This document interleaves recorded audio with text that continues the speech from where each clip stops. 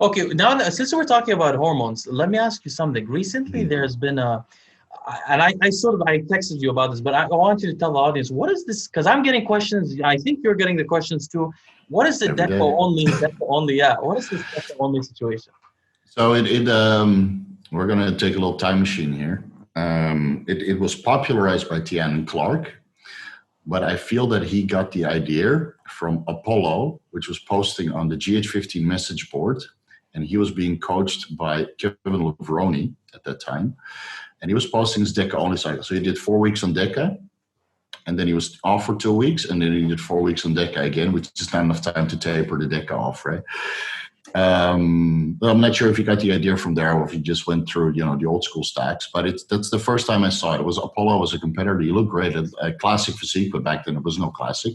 Great physique, awesome guy. Which year was this on the forums? Before it was open to public, or when it was first year of GH15? Yeah, I signed up right after it opened. When GH15 was left after Get Big.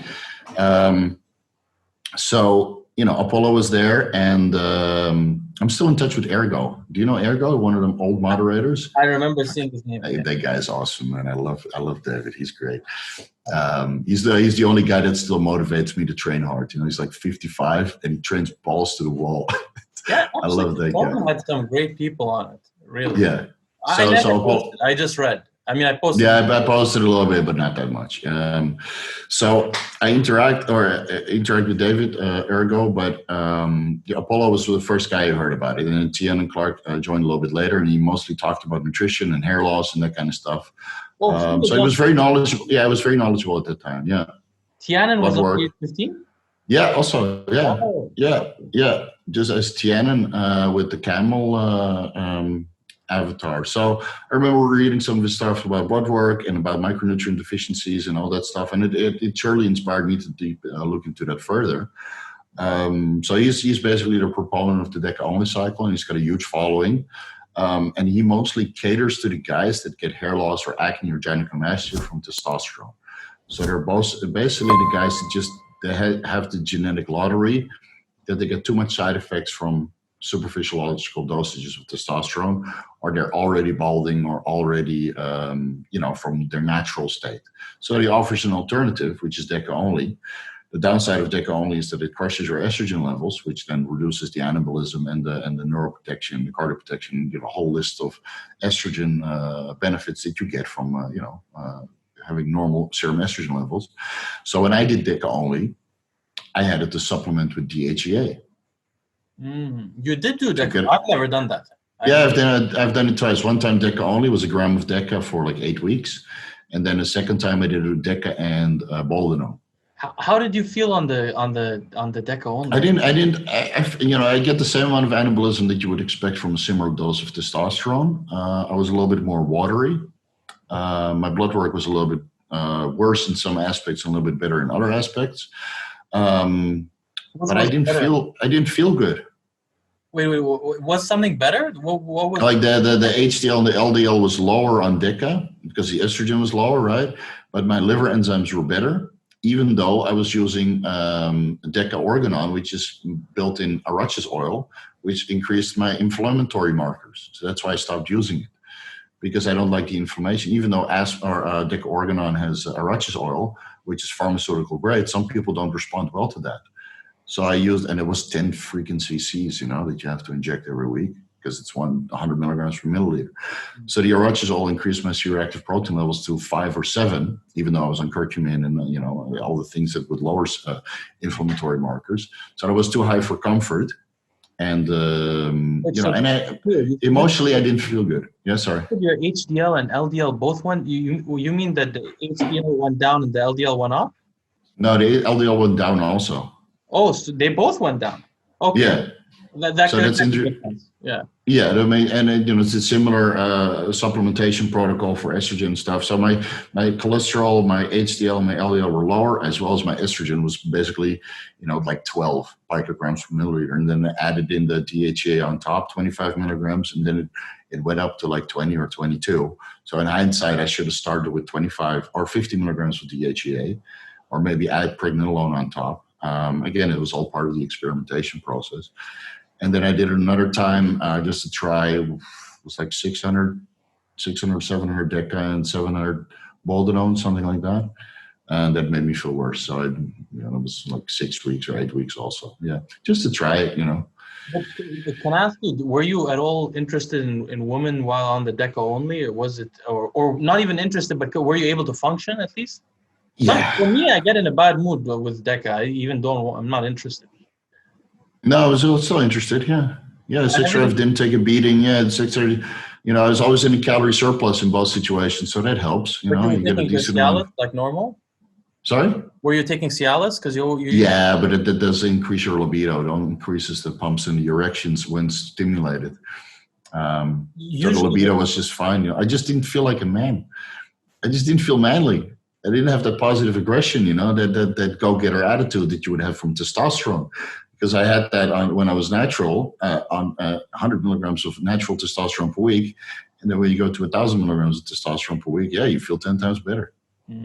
So it's I've seen the clients, I've seen the Taeian's clients, and I know Jordan Peters runs deca-only, and of course he needs it because he the way he trains, he needs all that support and protection.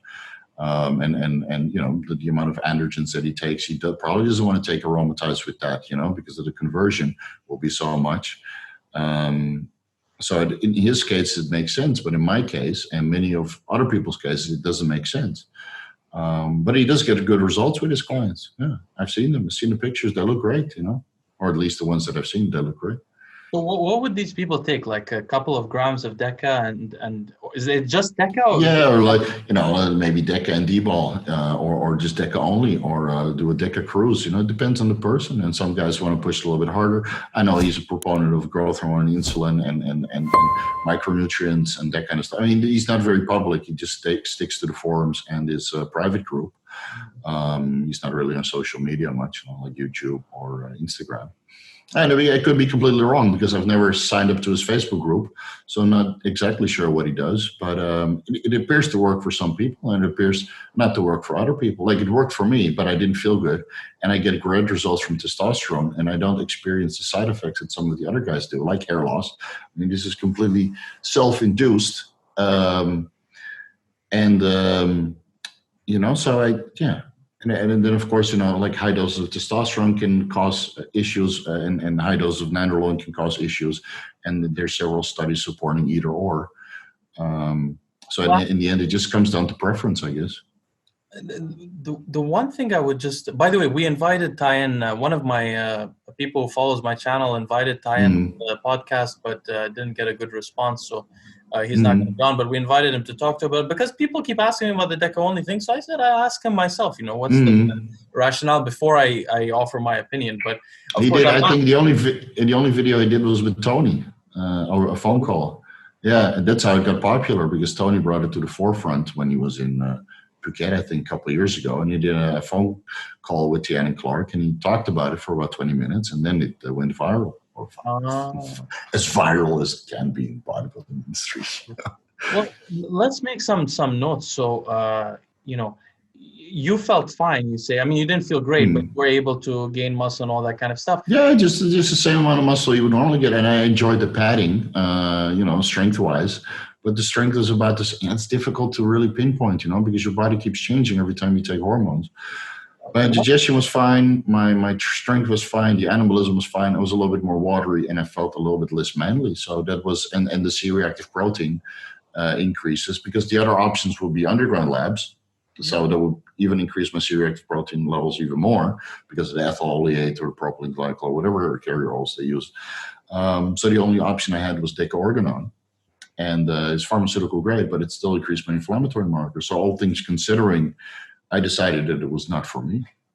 No, it's good you did do that, and I will mention why in a second. But I don't understand why the hair loss is less of an issue with deca. It doesn't make sense to me because androgenic alopecia responds well to DHT, and testosterone converts to DHT, and the DHT causes acne and hair loss and prostate enlargement and aggression and deepening of the voice.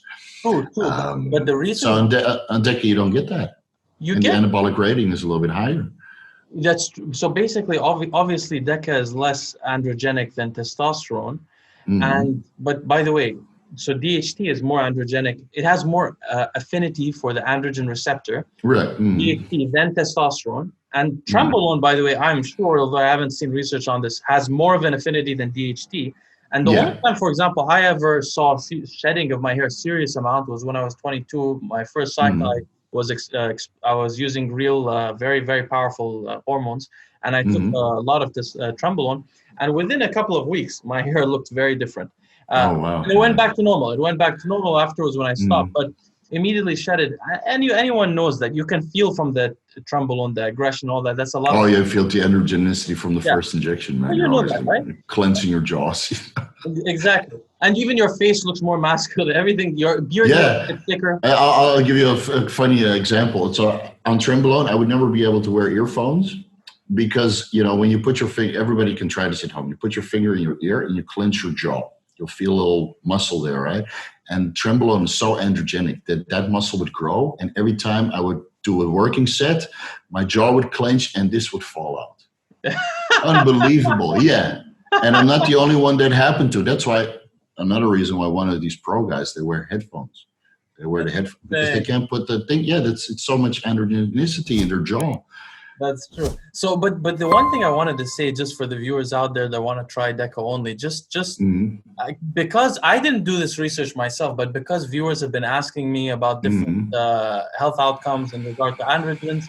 I don't use androgens anymore myself. I'm not really interested in it. But the reason, all I wanted to say is that every study I've read shows that nandrolone specifically, because nandrolone is the most studied steroid after testosterone. Yeah. Right. So there's a lot of there's not many studies on steroids in the first place. But I try to look for human studies, but you only find rodent and rat. Even rodent, there's not many. So but just so you guys know, the most studied ones are after testosterone is nandrolone, and then stanozolol, and then also oxandrolone, not oxandrolone, and oxymethylone, anadrol. So, and a little bit of oxandrolone, but not as much on the rodent studies. So, all I wanted to say was that in all cases, so testosterone, like the way Steve does it, is not always toxic to cells if you let it aromatize enough. So in the neurons in the brain, if you add an aromatase inhibitor, which Steve usually doesn't do, he uses calcium and other kind of that. No, it's only on a cruise, but on a higher dose of testosterone, I definitely need aromasin. But I keep my estrogen at the top or even over the range, because of the benefits. Exactly. But so the milder one, you know. Yeah, and you explained why perfectly in one of your videos. I thought the best explanation I ever heard of aromasin versus Rimadex. But so basically, we know that extensive studies on neurons in petri dishes show that if you apply testosterone to the neurons and you don't apply an aromatase inhibitor, it's not toxic. It's not toxic until you add the AI. Until you add the AI. Once you add the because you get the neuroprotection from estrogen, right? Yeah, exactly. Until you reduce you take the estrogen away. Yeah. Exactly. Unless you go at an extremely high dose, then it becomes toxic even without the AI. Now, when you add nandrolone in, it's toxic at a low dose, at a medium dose, and at a high dose. And it's the same with the kidney. Every dose level of nandrolone kills cells in the kidney. Other than causing the hypertrophy of the kidney, it's I think it was also shown with trenbolone, right? Similar results, where regardless of dose, it was neurotoxic. I mean, I haven't read those studies, but I'm quite sure it would be the case. Yeah. But nandrolone for sure. So this comes back to the bioidentical hormone theory of Steve, which there is very much good reason to say. Somebody might tell you, bioidentical hormones, Steve, well, nandrolone was invented to be less harmful than testosterone. Well, if you think that, go look at the studies and you'll find that nandrolone is cytotoxic across any studied area of the body.